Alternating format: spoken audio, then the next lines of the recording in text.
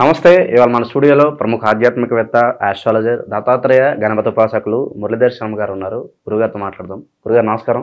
మహాదేవ శ్రీమాత్రే నమః. మార్చి నెల 2025 మీనరాశి వారి పరిస్థితి ఎలా ఉండబోతుంది, ఎలాంటి రెమెడీస్ చేసుకుంటే బాగుంటుందంటారు? మార్చి నెలలో మీనరాశి వారికి షష్టగ్రహ కూటమి ఏర్పడుతుంది మార్చి చివరిలో. సో కొంచెం జాగ్రత్తగా ఉండండి. మీ యొక్క జన్మరాశిలో ఏర్పడేటువంటి యొక్క షష్టగ్రహ కూటమి 6 గ్రహాలు కలుస్తూ ఉన్నవి.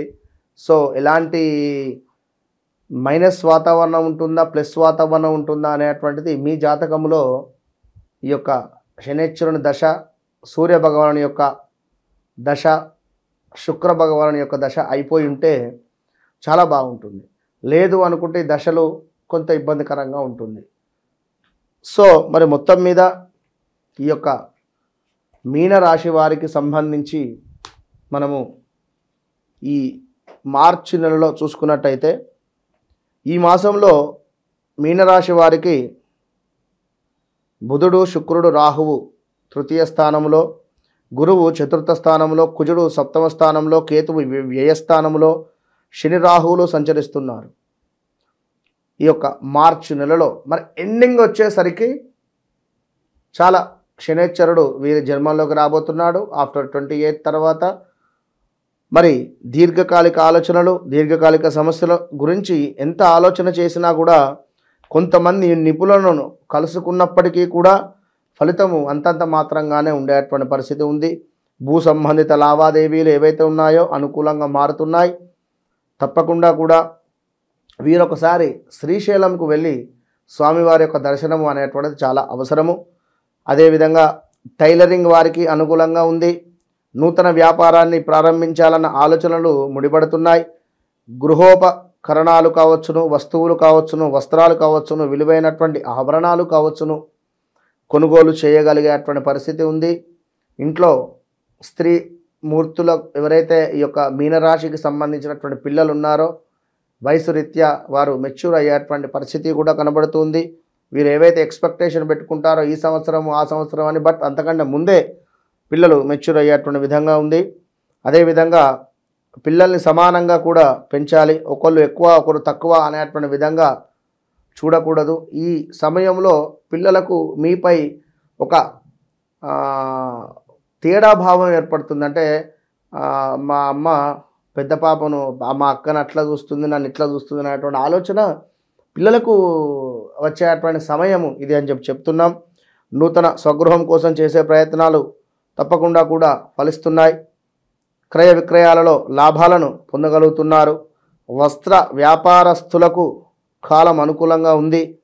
మీ ఇష్టదేవుళ్లకు తప్పకుండా కూడా పూజలు కావచ్చును, దర్శనాలు కావచ్చును చేసుకునే ప్రయత్నం చేయండి. పెట్టుబడులకు తగిన లాభాలను అందుకునేటువంటి సమయం ఇది. విదేశీ అవకాశాలు, విదేశాలకు వెళ్ళాలని చేసేటువంటి ప్రయత్నాలు తప్పకుండా అనుకూలిస్తున్నాయి.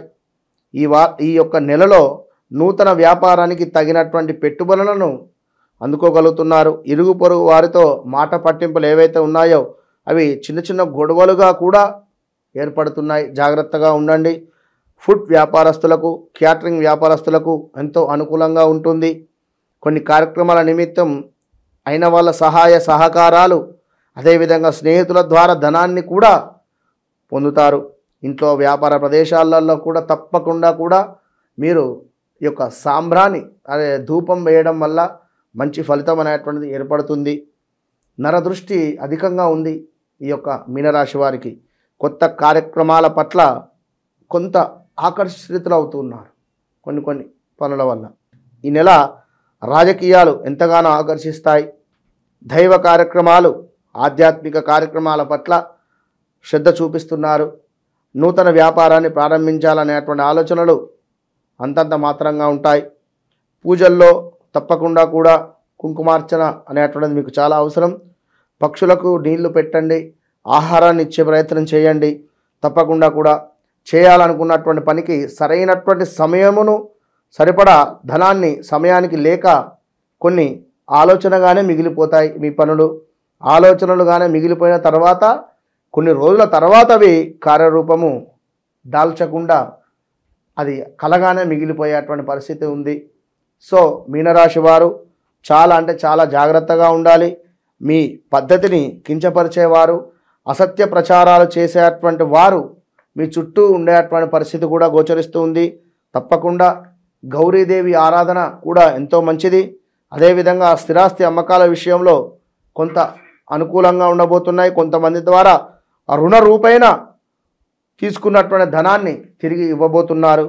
సో తప్పకుండా కూడా మీనరాశి వారు ఏలినాటి శనిలో ఉండడం వల్ల, ఇప్పుడు ఈ యొక్క గురువు యొక్క స్థానము కూడా మారడం వల్ల కొంత అనుకూలమైనటువంటి పరిస్థితులు ఎదుర్కొనేటువంటి పరిస్థితి అయితే ఉంది. సో వ్యక్తిగత జాతకంలో ఏర్పడేటువంటి దశ అంతర్దశలు ఏవైతే ఉన్నాయో దాన్ని కూడా అనుసారంగా చేసుకొని మనం ముందుకు వెళ్ళాలి.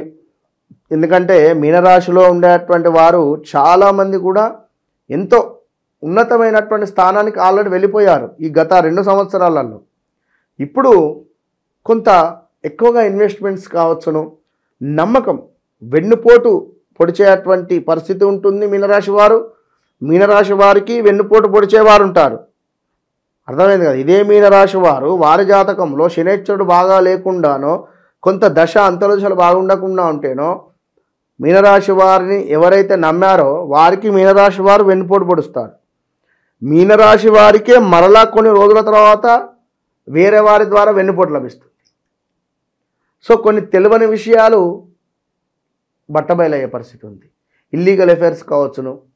ఒక కారు మీరు కొనుక్కొని సీక్రెట్గా మెయింటైన్ చేసుకుంటున్నారు.